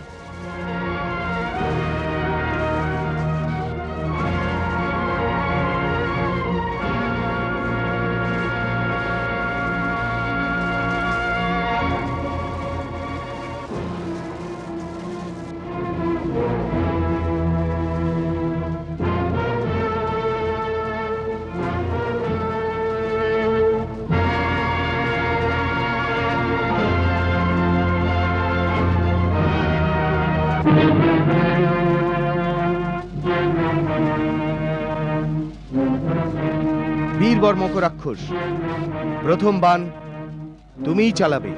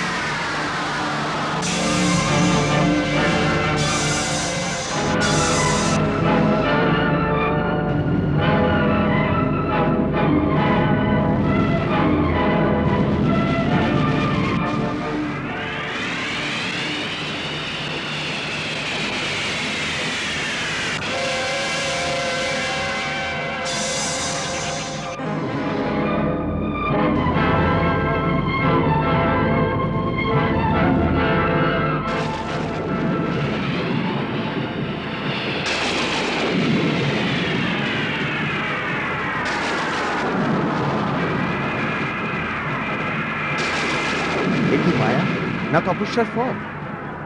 প্রভু, ও পবন দেবতা বায়ু আর বর্ষা দেবতা বরুণকে আপন বশীভূত করে রেখেছে। এইসব ওনাদের দেওয়া দিব্য গুণেরই প্রভাব। আপনি যদি বায়ু অস্ত্র আর বরুণ অস্ত্রের সংহার করেন, তাহলেই এই মায়া থেকে মুক্তি পাবেন।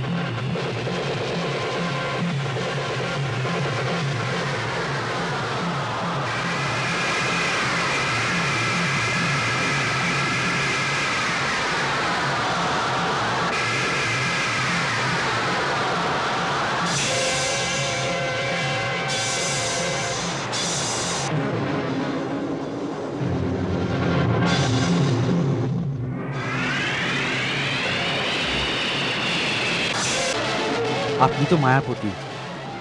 ওইসব মায়াবী পুরুষদের মধ্যে যে বাস্তবিক মকরাক্ষস, তার একটাই পরিচয়, কেবল ওরই ক্ষত থেকে রক্ত বেরোতে দেখা যাবে। মায়াবী মকরাক্ষসদের ক্ষত থেকে রক্ত বেরোবে না।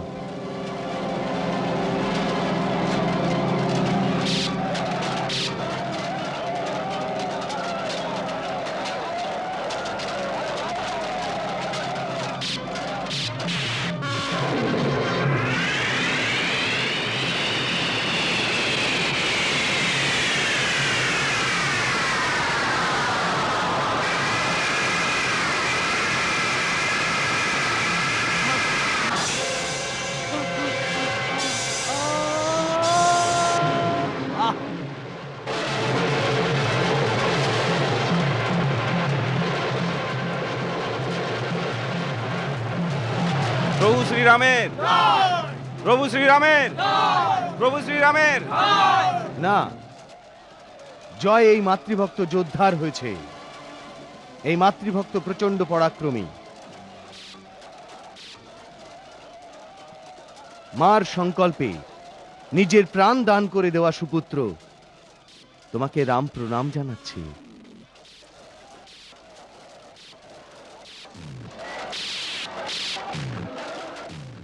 মহারাজ সুগ্রীব, প্রভু, এই শূরবীরের মৃত শরীর সম্মানের সাথে লঙ্কায় পৌঁছে দিন। প্রতি যোদ্ধার মৃত্যুতেই রঘুবীরের সংকেত, দুঃসাহসী দুরাগ্রহী তাতেও বোঝে না এর ভেদ। প্রাণের বলি দিয়ে গেল মাতৃভক্ত মকরাক্ষস, অহংকারী রাগে অন্ধ যে খোলে না জ্ঞান গবাক্ষ।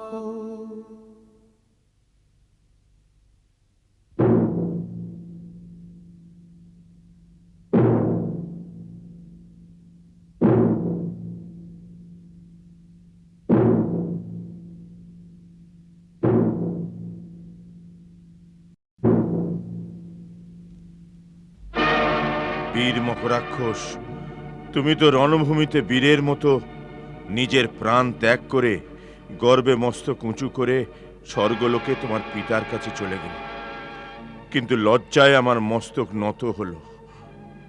আজকে আমি তোমার পিতার কাছে ঋণী হয়ে গেলাম। আমি বীর খড়কে কি উত্তর দেব যে নিজের পুত্র আমাকে সঁপে গেছিল? আমি বানরদের থেকে তাকে রক্ষা করতে পারলাম না। এই কালিমা আমি কি করে মুছব? এই ঋণ আমি কিভাবে মেটাবো?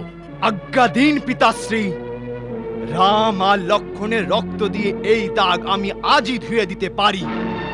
আপনার এই স্বপ্ন আমি পূরণ করব। না মেঘনাদ, এ ঋণ আমার, আর এটা আমিই মেটাবো। না হলে আমি আমার ভাই খড়ের কাছে কি মুখ দেখাবো? যখন আমার পুত্র প্রহস্ত মারা গেছিল তখন আমার শোক হয়েছিল ঠিকই, কিন্তু ওর মৃত্যুতে আমি লজ্জিত হইনি। কেননা ও আমার পুত্র ছিল, আমার ধন ছিল, যা আমি উৎসর্গ করেছি।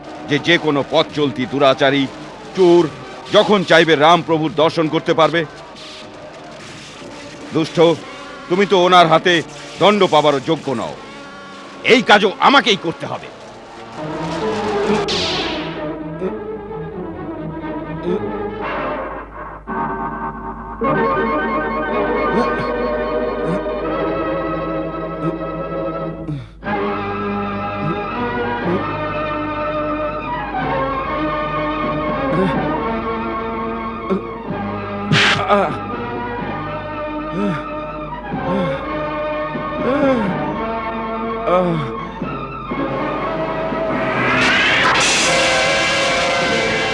নির্লজ্জ, একজন মূর্ছিত যোদ্ধার উপর বাণ চালাচ্ছ?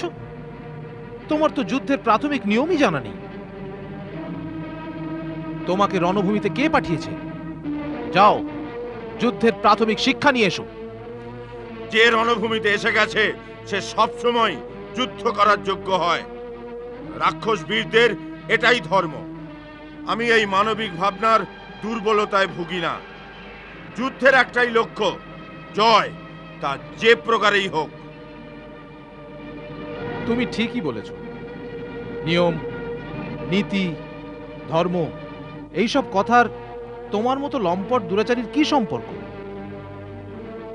এটা তো সভ্য লোকেদের কথা। তোমার মতো অসভ্য জানোয়ারদের পক্ষে এই কথা বোঝা সম্ভব নয়। তোমার এই অশ্লীল ভাষার উত্তর আমার এই প্রথম বাণ দেবে।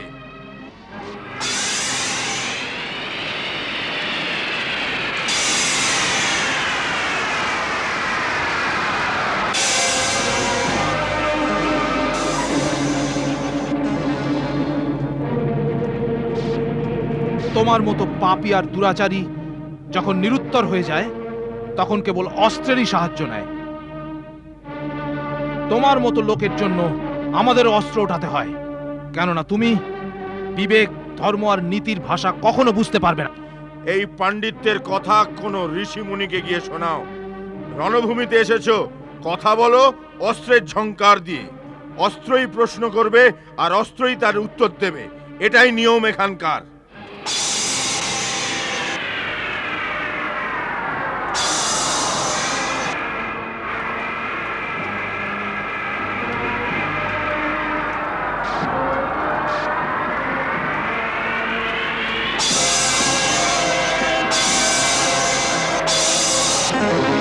আপনি স্বয়ং যান প্রভু। আপনাকে ছাড়া ওর সম্মুখীন আর কে হতে পারবে? ও একলাই আমাদের অনেক যোদ্ধাকে মেরে আমাদের সেনাদের অনেক ক্ষতি করতে পারে।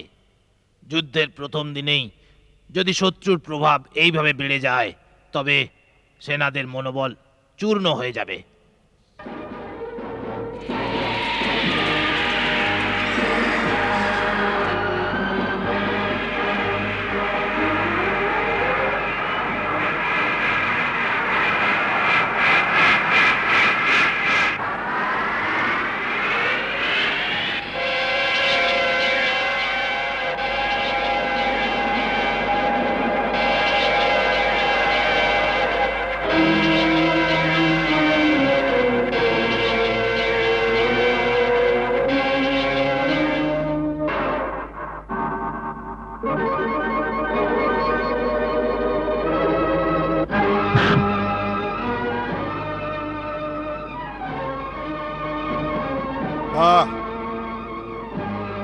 রাবণের পাও টলিয়ে দিয়েছ, জোর আছে বটে।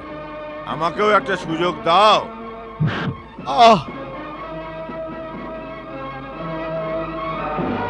জয় শ্রীরাম।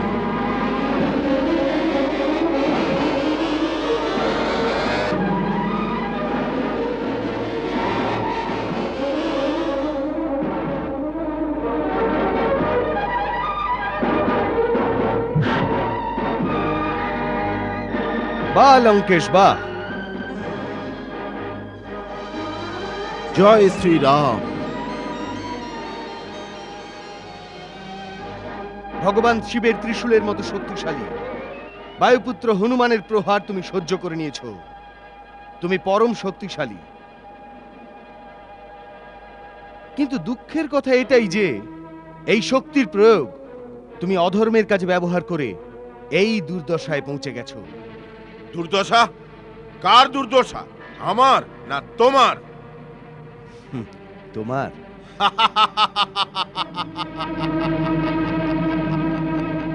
একজন বনে বনে ঘুরে বেড়ানো বনবাসী স্বর্ণলঙ্কার সিংহাসনে আসীন ত্রিভুবন বিজয়ী লঙ্কেশের বৈভবে দুর্দশা দেখতে পাচ্ছে। রাম, তুমি নিজের কথার জাদুতে ওই অজ্ঞানী বানরদের মোহিত করতে পারো, রাবণকে নয়। ভক্ত আর জ্ঞানীদের মধ্যে এটাই পার্থক্য। ভক্ত অশিক্ষিত হোক, মূর্খ হোক, কিন্তু হৃদয় সৎ হয়, মনেও সরল হয়। কিন্তু জ্ঞানী তোমার মতো দুষ্টও হতে পারে। যার হৃদয়ে অধর্ম আর কপটতা থাকে, তার অবস্থা তোমার মতো হয়। তুমি স্বর্ণালঙ্কার রাজসিংহাসনে বসেও জীবনের অপূর্ণতার কাঁটায় বিঁধছ। এই সময় তোমার হৃদয়ে শুধু অশান্তি, দুশ্চিন্তা আর ভয় বিরাজ করছে, আর কিচ্ছু নয়। তোমার মতো সমস্ত দুরাচারীর এক সময় এই বোধ এসে যায় যে তার শেষ সময় এসে গেছে। তখন ও একটা আহত সাপের মতো সুরক্ষার আশ্রয় খুঁজে বেড়ায়, কিন্তু কোনো সুরক্ষা পায় না। সেই অবস্থাই তোমার হয়েছে। তোমার শেষ এসে গেছে। তোমার পাপ কর্মের বিষ তোমার শান্তিকে জ্বালিয়ে দিয়েছে, আর তুমি ওই অশান্তির জ্বালায় পাপবিদ্ধ বিষকণ্টক লুকাবার জন্য উচ্চ আওয়াজে বড় বড় কথা বলছো, যা তুমি নিজেও মেনে নিতে পারছো না।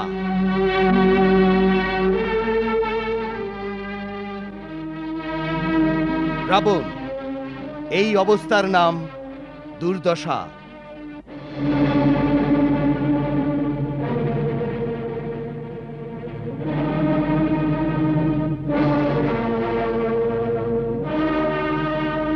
রাম, শুনেছিলাম রঘুবংশীয়রা বড় বীর হয়, তবে তোমাকে দেখে সেই ধারণা দূর হয়ে গেছে। তুমি তো কোনো রাজদরবারে মনোরঞ্জনকারী ভাঁড় আর পণ্ডিতদের মতো কোনো বিদূষক মনে হচ্ছে। আরে যে বীর হয় সে ধনুর্বাণ দিয়ে কথা বলে, মুখ দিয়ে নয়। আর এই কাঁধের ওপর যে ধনুক রাখা আছে সেটা কোনো শোভার বস্তু নয়, তা দিয়ে তীর চালাতে হয় এরকম ভাবে।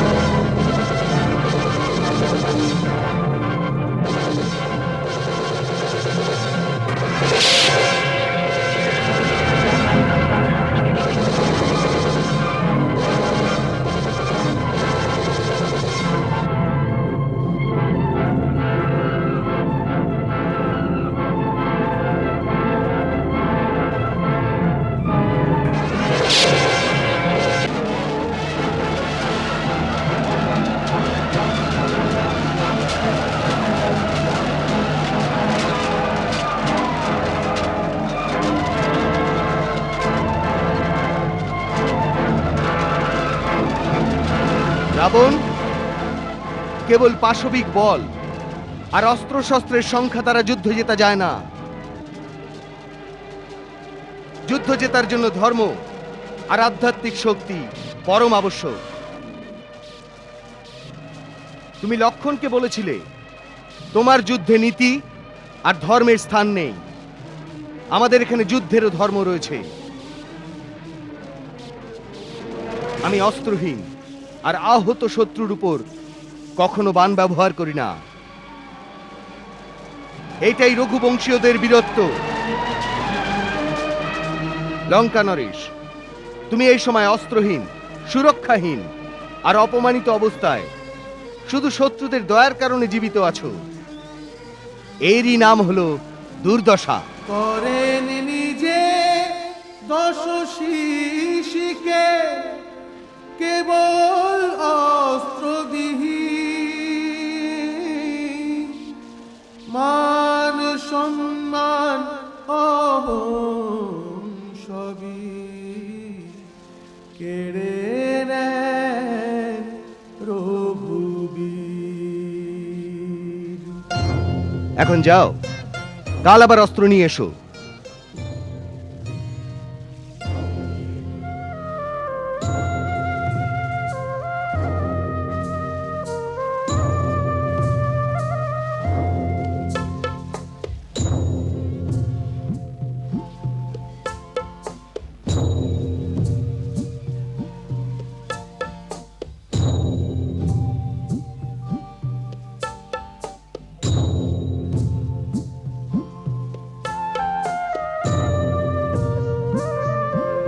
শির নামিয়ে চলেন, মুখ লুকিয়ে চলেন, হারের তীর বেঁধে বুকের মাঝেতে।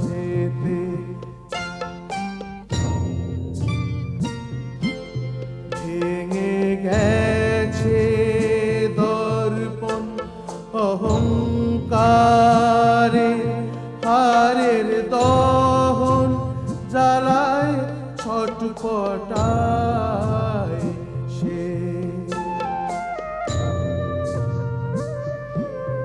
আজ রাবণের এরই আভাস হলো যে রামের রূপেতে কাল এসেছেন।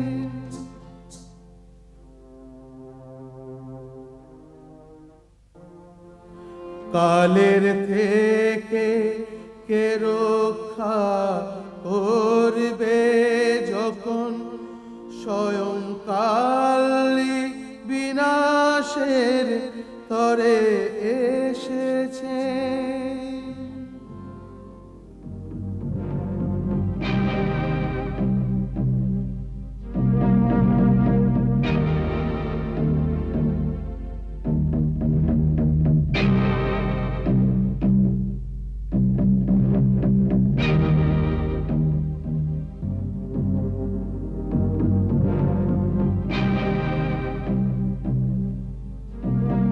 যে পথেতে রথ চড়ে এসেছিলেন, সেই পথেতে পায়ে হেঁটে ফিরে চলে। প্রতিশোধের অগ্নি নিয়ে মনেতে অপমানের কালিমা মুখে দলে। যেই রাম বিমুখ হলেন রামের সম্মুখ সেই অহংকারী অহংকার জলে তখন ছিঁড়ে পড়ে দম্ভেরি ভ্রম যখন এসে পড়ে উঠ পাহাড় তলে।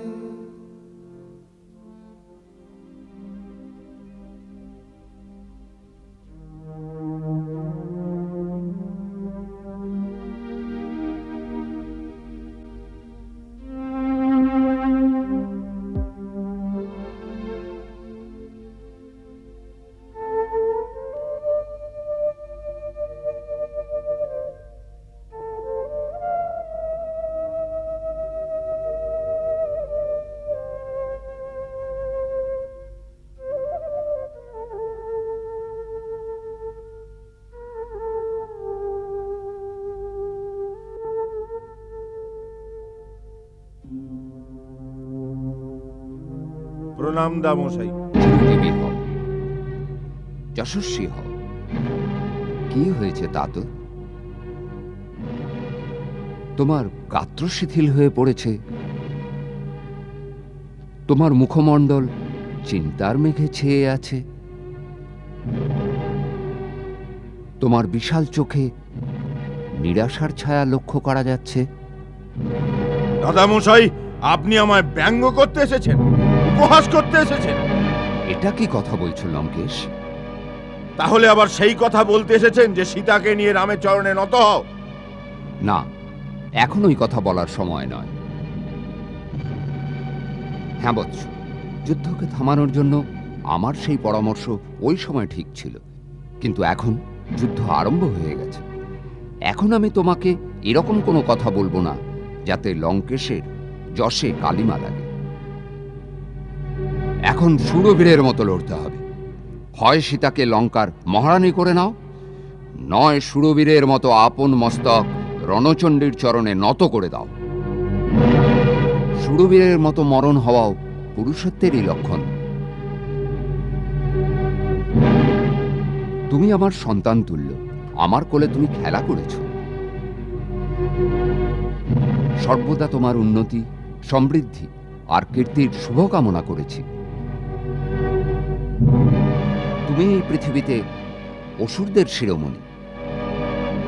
তোমার মস্তক যদি নত হয়ে যায়, তাহলে এই পৃথিবীতে রাক্ষসদের মুখ লুকোবার কোনো জায়গা থাকবে না। আমি জানতে এসেছি তুমি এত হতাশাগ্রস্ত হচ্ছ কেন? হতাশাগ্রস্ত হইনি দাদামশাই, চিন্তান্বিত হয়েছি। কিসের চিন্তায় ডুবে আছো বৎস? যতটা সহজ ভেবেছিলাম ততটা সহজ নয় শত্রুদের হারানো। দাদামশাই, শত্রুরা প্রবল। তুমি স্বয়ং প্রবল থেকে প্রবলতম, ভীষণ ভয়াবহ দশানল। তুমি ইন্দ্রের বজ্র, শিবের ত্রিশূল আর বিষ্ণুর সুদর্শন চক্রের মোকাবেলা করেছ লঙ্কেশ। এটাই তো চিন্তার কথা দাদামশাই। ওই বনবাসী রামের বাণ যখন যোজিত হয় তখন চতুর্মুখ ব্রহ্মার সমান হয়, আর যখন ধনুক থেকে নির্গত হয় তখন সহস্রমুখ বিষ্ণুর সমান হয়ে যায়, আর যখন প্রহার করে তখন রুদ্রর সমান প্রলয়ঙ্কারী হয়ে পড়ে। দাদামশাই, আমি ইন্দ্রের বজ্র, শিবের ত্রিশূল আর বিষ্ণু সুদর্শন চক্রকে নিজের দিকে আসতে দেখেছি, কিন্তু ওইগুলোর সাথে রামের বাণের অনেক পার্থক্য রয়েছে। রামের বাণের গতি এতই তীব্র যে কখন তা ধনুক থেকে বেরোয়, কখন লক্ষ্যভেদ করে, তার দেবতার দৃষ্টিও ধরতে পারে না। তাহলে চর্মচক্ষু তা দেখবে কি করে? মনে হয় ত্রিলোকের শক্তি ওর মধ্যে সমাহিত হয়েছে। আজকেও আমার সাথে যুদ্ধ করেনি, কেবল আমার উপহাস করেছে, যেমন কোনো বালকের সাথে খেলা করে তাকে তাড়িয়ে দেয়। এটা তো খুব ভালো হয়েছে। প্রথম দিনই তুমি শত্রু শক্তির আভাস পেয়েছ।